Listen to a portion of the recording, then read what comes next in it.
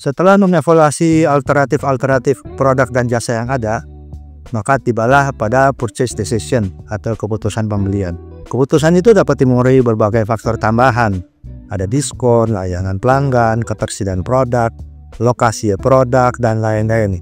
Itu akan mempengaruhi keputusan pembelian konsumen. Seperti saat Starbucks mengadakan promosi diskon atau buy one get one free, banyak konsumen yang akhirnya memutuskan untuk membeli kopi di Starbucks dibandingkan dengan alternatif tempat lain atau merek lain. Jadi, keputusan pembelian atau purchasing decision juga dipengaruhi harga promosi, lokasi yang nyaman, serta pengalaman positif sebelumnya. Setelah konsumen membeli produk ataupun jasa, maka perilaku pasca pembelian atau post-purchase behavior, maka konsumen akan mengevaluasi apakah keputusan mereka tepat atau tidak, puas atau tidak puas. Hal-hal ini, terutama di tahap ini, akan mempengaruhi perilaku konsumen di masa mendatang, terutama terhadap merek atau produk yang dibeli mereka. Itu bisa berpengaruh apakah mereka akan membeli kembali atau merekomendasikan produk kepada peer-nya mereka, keluarganya mereka, ataupun mereka akan merekomendasikan produk ini di dalam media sosial mereka. Contohnya pada produk Amazon. Setelah membeli barang di Amazon, konsumen sering kali memberikan ulasan berdasarkan pengalaman mereka jika mereka merasa puas. Kemudian biasanya ada kolom untuk memberikan rating dan ulasan komentar. Itu sekarang sudah banyak ya, dalam media-media marketplace itu ada kolom komentar, ada rating gitu. Jadi itu nanti akan mempengaruhi pembelian konsumen ataupun memberikan informasi kepada konsumen-konsumen berikutnya yang akan memengaruhi rating produk tersebut. Oke, kita mulai contoh studi kasus. Seorang konsumen yang bernama Andi merasa ponselnya sudah lambat dan seringkali mengalami hang, terutama saat digunakan untuk bekerja dan mengakses aplikasi berat. Di sini ada beberapa poin-poin di sini ya. Karena pertama, ponselnya sudah berasa lambat dan seringkali mengalami hang. Kemudian, kebutuhan dia terutama untuk bekerja dan mengakses aplikasi-aplikasi berat. Jadi, dia mengenai masalahnya ada. Dia membutuhkan ponsel yang baru dengan performa handphone atau ponsel yang lebih baik.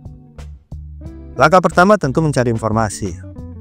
Informasi itu bisa dari online atau membaca ulasan atau melihat-lihat forum teknologi, kemudian juga meminta pendapat kepada orang yang menurut konsumen itu kredibel, misalnya mereka yang bekerja di bidang IT. Kemudian setelah informasi didapat, Andi ini mencari beberapa alternatif. Keluarlah 3 nama untuk produk handphone yang diinginkan: Samsung Galaxy, iPhone, dan Xiaomi.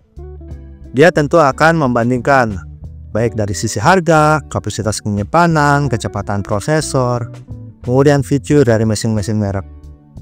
Ini kita beranggapan konsumen akan bertindak secara rasional. Tentu dia akan membaca ulasan daya tahan baterai, kinerja masing-masing model tersebut sesuai dengan permasalahan yang dihadapi oleh si Andi. Setelah itu tibalah pada tahap berikutnya, yaitu keputusan pembelian. Setelah membandingkan 3 merek tersebut, Andi akhirnya memutuskan untuk membeli iPhone karena reputasinya yang baik dalam hal kecepatan dan performanya secara jangka panjang. Kemudian ada tambahan lagi, yaitu dia mendapatkan diskon spesial dari salah satu marketplace yang semakin menguatkan keputusannya untuk membeli. Itu tadi ada di penjelasan sebelumnya ya, ada pada saat keputusan pembelian, hal-hal yang menambah seperti diskon atau kemudahan pelayanan dan lain, itu tentu akan mempengaruhi keputusan pembelian. Pada tahap perilaku pasca pembelian, maka Andi setelah menggunakan iPhone-nya dalam beberapa minggu, dia akan merasa sangat puas dengan performa ponsel barunya karena dia sudah memecahkan masalah pada handphone lamanya. Karena dia dapat menjalankan aplikasi yang berat, aplikasi yang baru, ada tambahan fitur yang seperti kualitas kamera yang tadinya bukan menjadi salah satu faktor dalam dia memecahkan masalah, tapi ternyata itu menambah kepuasannya dalam menggunakan iPhone tadi yang diputusin.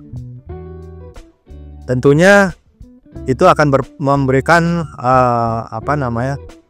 dorongan positif pada Andi, sehingga dia akan merekomendasikan teman-temannya, terutama di peer-nya gitu, untuk apabila mereka mencari ponsel baru dan mengalami masalah yang sama, tentu dia akan merekomendasikan iPhone sebagai pilihan pembeliannya.